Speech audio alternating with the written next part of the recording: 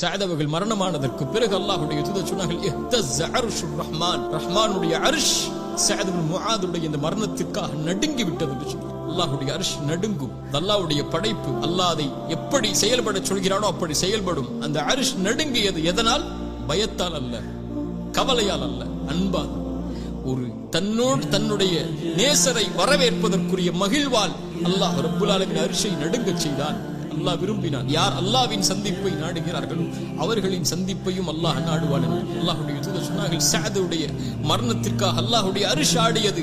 7 வானத்தின் கதவுகளும் திறந்து விட்டது. 70,000 மலக்குகள், சுப்ஹானல்லாஹ் சுப்ஹானல்லாஹ், 70,000 மலக்குகள் அவருடைய ஜனாஸா இருக்கும் இடமெல்லாம், அவரை அழைத்துச் செல்லும் இடமெல்லாம், அவர் கபரை நோக்கி செல்லும் இடமெல்லாம் 70,000 மலக்குகள் சுற்றி நிற்கிறார்கள். அவருடைய ஜனாசாவில் கலந்து கொள்வதற்காக வந்திருக்கிறார்கள். இந்த அல்லாஹ்வுடைய தூதர் ஸல்லல்லாஹு அலைஹி வஸல்லம்